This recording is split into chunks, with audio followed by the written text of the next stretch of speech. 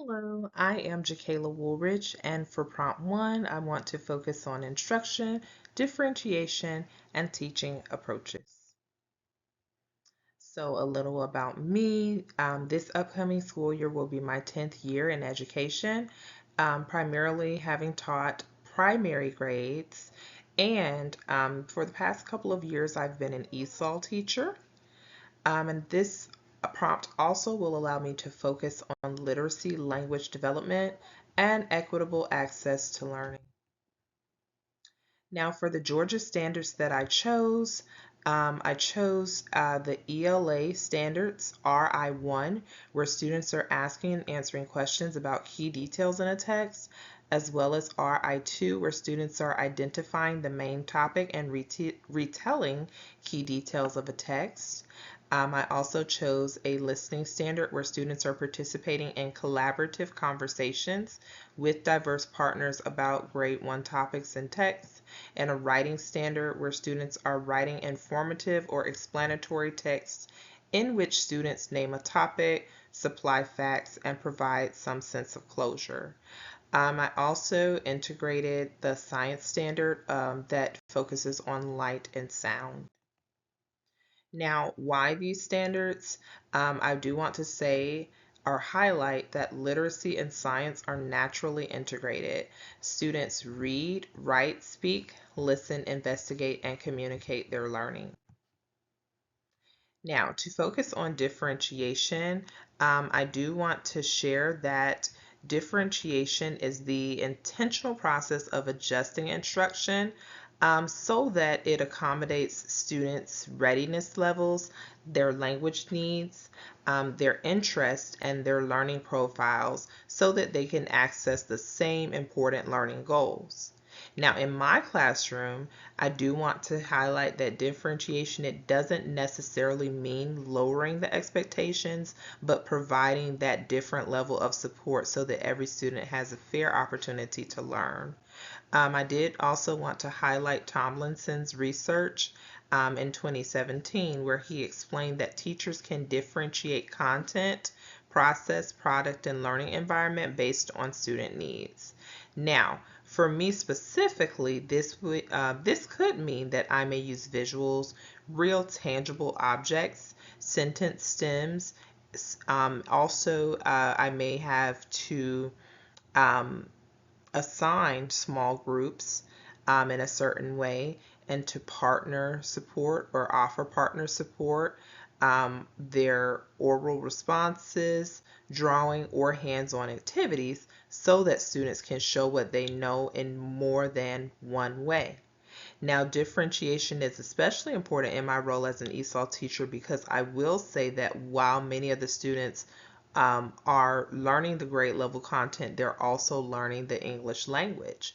And so, with that being said, some students they may understand a concept, but they don't yet or have not yet built the English vocabulary to fully explain it. Now, others may need additional background knowledge before they can make meaning for whatever we are learning. But I will also say that differentiation helps me to separate what students know from how they actually express it in English. And so, for example, during a light and sound lesson, I may have one student to complete an explanation where they may have to put together or construct a sentence or two about light and sound. I may have another to label a diagram, maybe a diagram that differentiates between the natural and artificial sources of light. And then I may have another student that may have to orally share their response to a specific question using a sentence frame.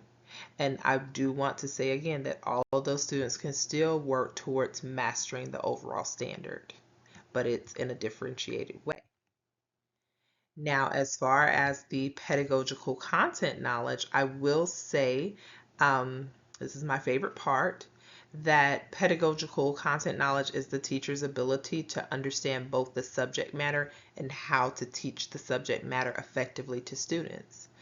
Speaking to Schulman's research specifically, he describes this as the special kind of knowledge teachers use to transform content into instruction, so that students can understand. And in other words, it is not enough for me to know science or literacy content. I have to actually know how to teach it to 6 and 7-year-olds in a way that makes sense to them. Now, in my classroom specifically, I demonstrate my pedagogical content knowledge when I actually take a standard, such as the light and sound standard, and turn it into a meaningful learning experience. And so instead of only telling students that sound comes from vibration, I might have to actually let them feel their throat while they're humming, or they may have to observe a rubber band actually vibrating, or tap different objects and compare the sounds. Then I connect that experience to the language by using those vocabulary words such as vibration, sound, observe, and evidence. And so this helps to build on both their content learning and language development. And that means that I'm constantly thinking. My brain is constantly going, and I'm wanting to know what students need to know, what vocabulary that they may need, and what misconceptions may come about. Now, as far as inquiry-based instruction, I do want to say that inquiry-based instruction allows students to learn through questioning, investigation, observation, and exploration. Now, that means that rather than just giving students all of the answers, and doing the heavy lifting as the teacher actually creates opportunities for students to explore and build understanding.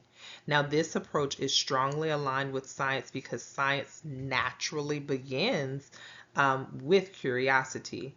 Students are able to ask questions, test their ideas, observe results, and communicate what they notice.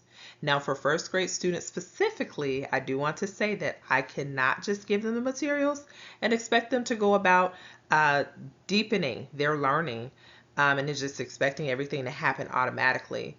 I, as the first grade teacher, would have to do a lot of modeling, how to observe, modeling how to ask questions, modeling how to have a discussion with your partner, and modeling how to explain your thinking, which would be in the format of a think aloud. Now, in a light and sound unit, students might explore different materials to see which objects make louder or softer sounds. They might actually use flashlights to investigate shadows or compare natural and artificial light sources.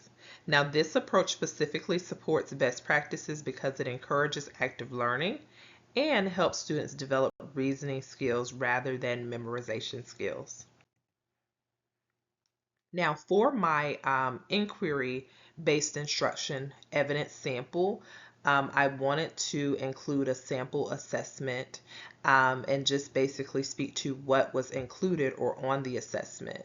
So this was a light and sound investigation sheet, that basically had students to write or draw a response, where they had to respond to 3 questions. What did you observe? What caused the sound or light? And they had to draw and label their findings. Now, as far as my second sample for inquiry-based instruction, I wanted to include a rubric in which students had to produce or create a writing sample, speaking about light or sound. And so the ratings included were 1, which means that they were demonstrating or considered beginning understanding. 2 was partial understanding. 3 was accurate explanation. And 4 was independent explanation with evidence. Now, as far as my reflection for inquiry-based instruction, I will say that inquiry-based instruction is definitely something that I want to continue to work on as an educator. Of course, there were lots of strengths.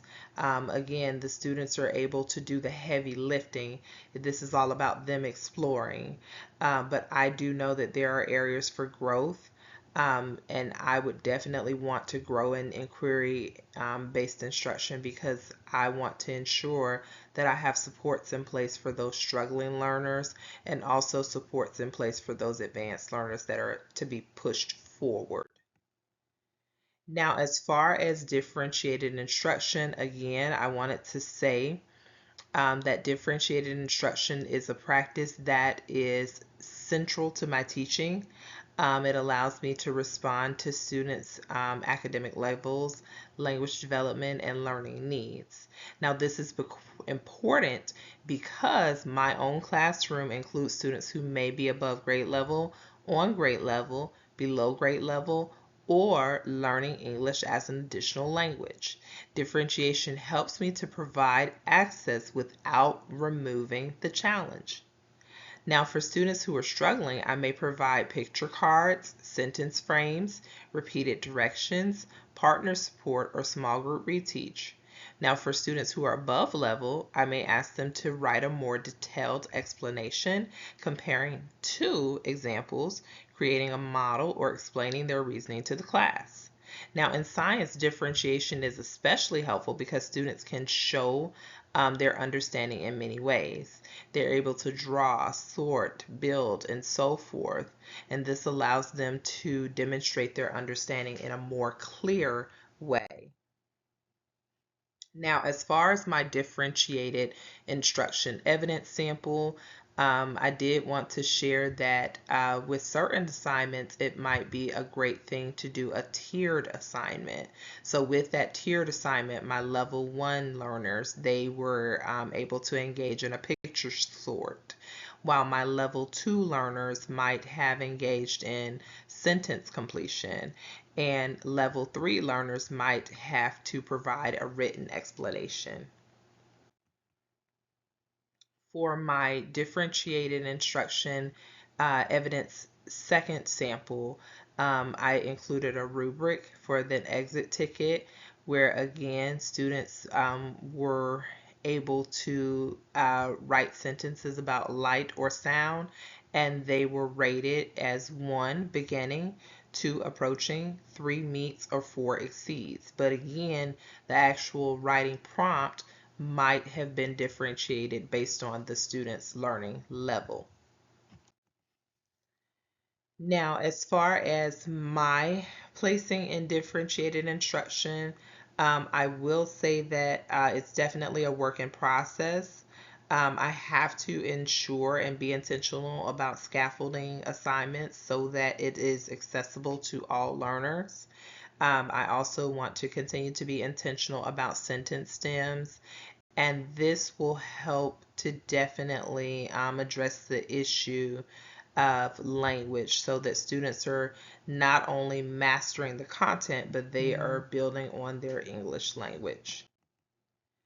Now, for interdisciplinary instruction, I would like to say that interdisciplinary instruction, it's a beautiful thing because it connects multiple subject areas around a shared topic or theme.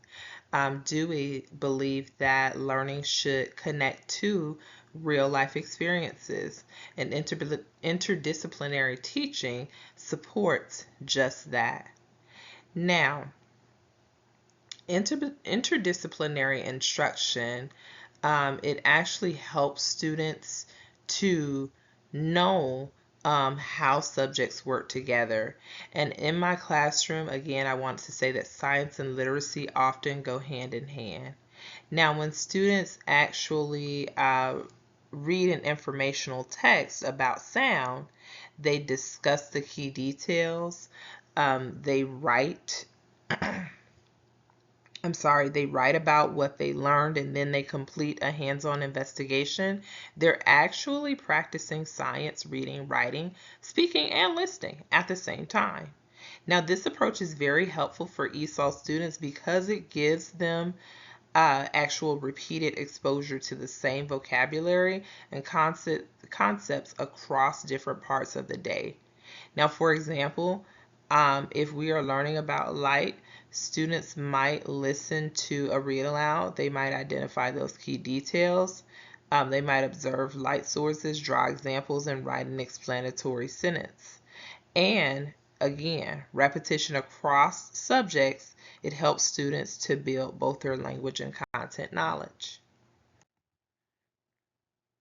Now, for my interdisciplinary evidence, the first sample, Again, I just wanted to share in uh, how students were actually able to read an informational reading passage on light and sound, and then they were able to answer the comprehension questions that followed. For my interdisciplinary evidence sample 2, we engaged students with a science writing task, and they had to explain how sound is made and provide 2 examples. Now, for my interdisciplinary learning uh, samples, I did want to share the rubric, which addresses the 4 domains of content, accuracy, vocabulary, organization, and conventions, and it's scored 1 through 4.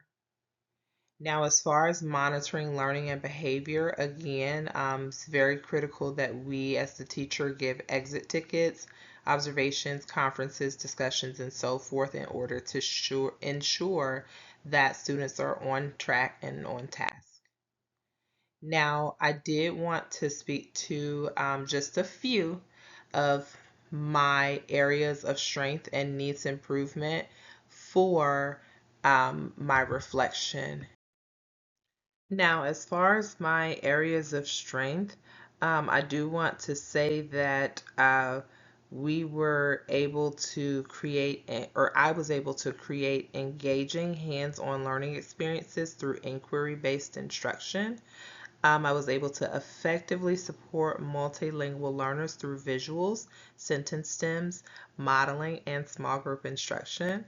And I was also able to differentiate learning opportunities to meet the diverse academic and language needs, especially for my ESOL students. I was able to integrate literacy and science to strengthen content knowledge and language development simultaneously, and foster a classroom environment where students felt comfortable taking academic risks and sharing their thinking. Now, as far as my areas of improvement, I will say that I could increase opportunities for above level learners to engage in deeper inquiry and independent research. I could develop more rigorous extension activities that promote higher order thinking skills. I could strengthen the use of formative assessment data to guide science instruction and provide additional student led opportunities for questioning, discussion, and problem solving.